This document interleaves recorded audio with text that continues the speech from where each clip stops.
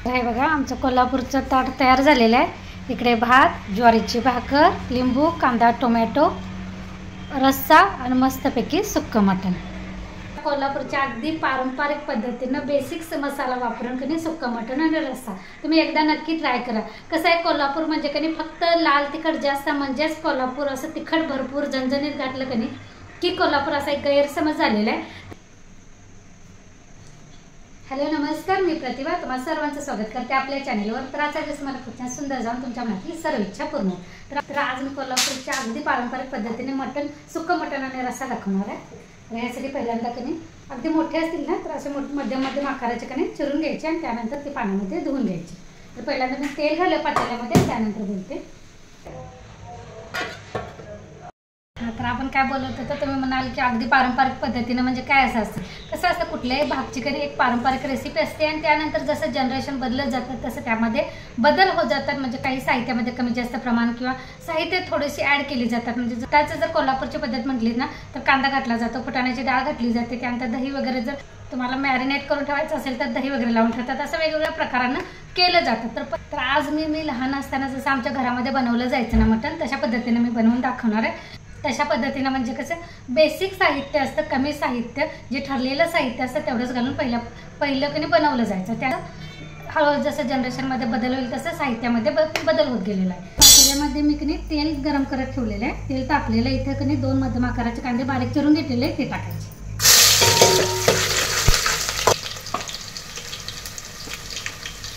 हळद टाकूया। पहिल्यांदा कणी हळदीमध्ये मिठाच्या पाण्यात कणी मटण शिजवून घ्यायचं। त्याच तेलामध्ये कणी थोडीशी अशी कोथिंबीर कणी बारीक चिरून घाला किंवा आता ही माझी कोवळी मी हाताने तसं बारीक करून घालते। कोथिंबीरीचा सुगंध आहे। आता यामध्ये हे धुतलेलं मटण टाका।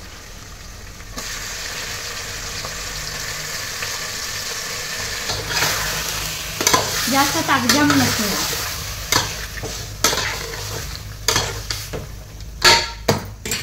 फक्त साहित्यच नाही तर कणी करायची पद्धत पण दाखवते मी।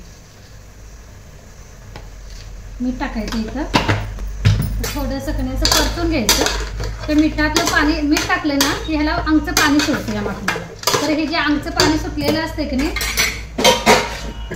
त्यावर झाकण ठेवा। जे ह्याला मटणाला कणी मिठाचं अंगचं पाणी सुटते की नाही ते पाणी आटेपर्यंत कणी ह्यामध्ये दुसरं गरम पाणी घालायचं नाही। ह्या बाजूला मी पाणी गरम करून ठेवलेलं आहे, पण हे मिठातलं पाणी सुटल्यानंतर ते आटल्यानंतर ज्यावेळी मटणाचे फोडं असे कोरडी होतात की नाही त्यावेळी गरम पाणी घालायचं। चला तोपर्यंत आपण कणी मसाल्याची तयारी करूया। तर इथं कणी मसाल्यासाठी मी तीळ घेतलेलं आहे, त्यानंतर जिरा, त्यानंतर इथं ओलं खोबरं, सुकं खोबरं, लसूण, आलं, कोथिंबीर आणि मला खडे मसाले पण काढायचे ते मी काढते।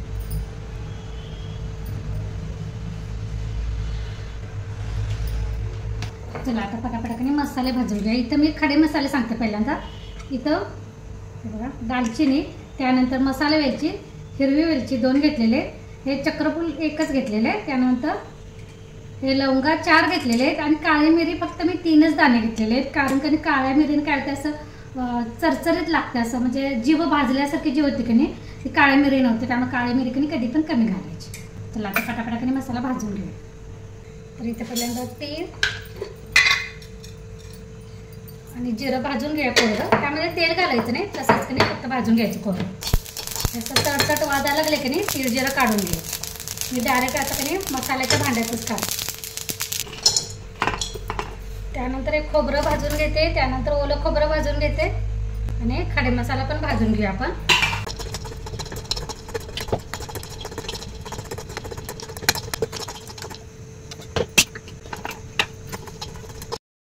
तर इथं आता सगळं माझं भाजून झालेलं आहे। ते आता खडे मसाल्याने आलं लसूण पण कधी शेवटी मी थोडंसं तेल टाकून कधी भाजलेलं आहे।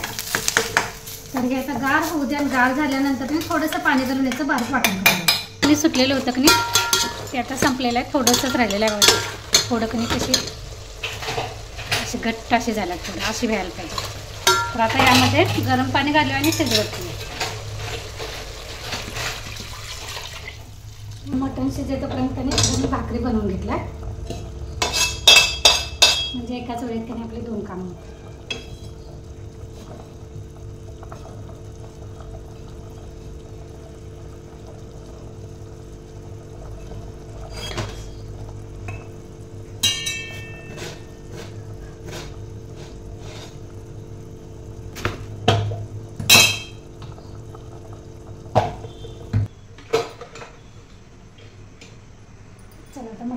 माझं शिजलेलं आहे त्याने.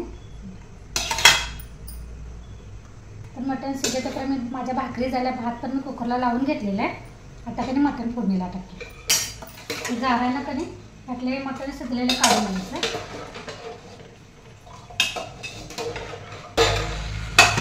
त्याच्याबरोबर कधी चारलेला काढायचं. चालेलं असं मिठातल्या पाण्यात भाकरी चपाती कालवून दिली की नाही लगेच 2 मिनिटात संपवते. गरम करायचं आहे.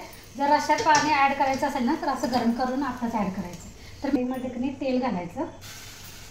तर इकडे बघा, इकडे मी कधी हा मसाला थोडंसं पाणी घालून वाटण करून घेतलेला. तेल चांगलं तापलं की बारीक चिरलेला कांदा टाकायचा. तेल अजून तापलेलं नाही आहे. कांदा टाकला की असं चरचर करत वर आला की नाही मगच कांदा बाकीचा टाकायचा. तेलाची फोडणी नाही करायची. ते चांगलं तापू द्यायचं, त्यानंतर कांदा टाकायचा. तर आपण रस्सा कधी वेगळा फोडणीला नाही टाकणार आहे. तरी पण आमच्या कोल्हापूरचा कट कसा येतो ते मी सांगते. जर असा फोडणीला न टाकता पण कोल्हापुरी कट कसा येतो ते दाखवते. तर हे एक लाल तिखट असतं, जे आमची करायची पद्धत पण मसाल्याची कधी वेगळी असते. लाल तिखटाची जी कोल्हापूरची पद्धत आहे की ती वेगळी असते. आणि इथे मसाल्यामध्ये पण एक सिक्रेट आहे, ते म्हणजे कधी सुकं खोबरं. ह्या मसाल्यामध्ये काय काय घातलं ते मी परत एकदा सांगते. लसूण घातलेलं, आलं, कोथिंबीर टाकलेलं आहे, तीळ टाकलेलं आहे, जिरा टाकलेलं आहे. हे सगळं भाजायचं.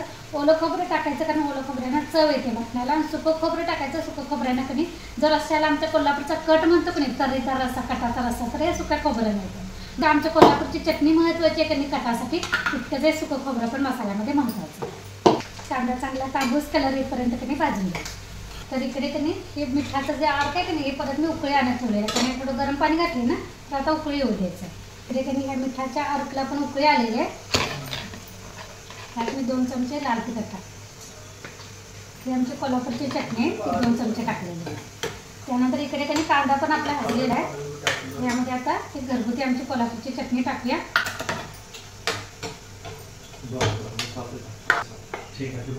त्यानंतर यामध्ये कधी मसाला टाकतो.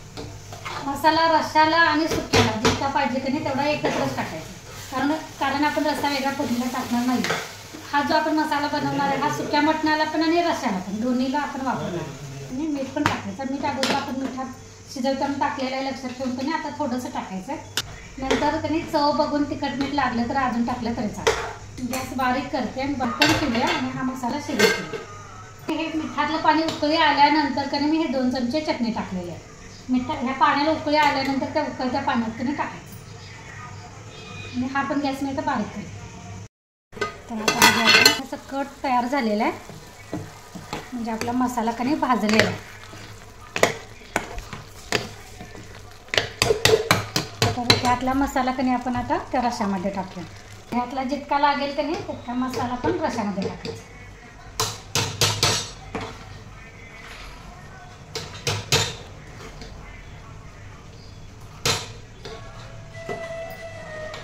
ह्यात जर तुम्हाला हे सुक्कं मटण करायचं असेल तर सुक्का असंच टाकायचं. थोडंसं असं ग्रेव्ही करायची असेल ना तर ह्यातल्या रश्शातला थोडंसं त्यामध्ये टाकायचं. आणि हे आता कधी शिजवलेलं मटण आपण त्यामध्ये टाकायचं. म्हणजे एकाच फोडणीत एकाच मसाल्यात आपलं दोन्ही पण तयार होतं. सुक्याला कधी जास्त असा मसाला नाही वापरायचा. जितकं कमी मसाला सुक्कं मटण करायला कधी तितकं छान लागतं. कढईवर पण झाकण ठेवूया आणि ह्या रश्शाला पण झाकण ठेवूया. आणि 10 मिनिट कधी बारीक गॅसवर दोन्ही पण शिजवून घेऊया. जे शिजलेलं आहे वाफून घेऊया. रस्सा जरा आपण तिखट मीठ मसाला टाकलेला आहे की नाही तर ते आता 10-15 मिनिट रस्सा बारीक गॅसवर शिजवून घेऊया. आणि हे सुक्कं टाकलेलं याला बारीक गॅसवर 10 मिनिट ठेवूया.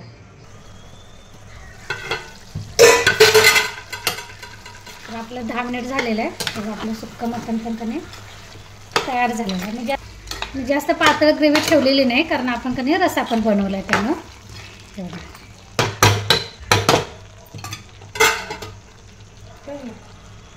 आपण ठेवूया. गॅस बंद करूया. त्यानंतर इकडे रस्सा उकळूया. रश्शाला पण कधी उकळी आलेली आहे. आणि तुम्हाला हा बाजूचा कट दिसला असेल. आपण रश्शाला वेगळी फोडणी न घालता पण कधी कट कसा आलाय बघा. आता उकळी आले, उकळी बंद झाली, गॅस बंद झाला का नाही हा कट सगळीकडून पसरतो. दिसला कट हा कोल्हापुरी कट हा बघा आता मी ताट केल्यानंतर तुम्हाला दाखवते. अजून 5 मिनिट मी रश्श्याला शिजू देणार आहे. त्यानंतर गॅस बंद करते. सुक्याचा फक्त कधी गॅस बंद केलेला आहे.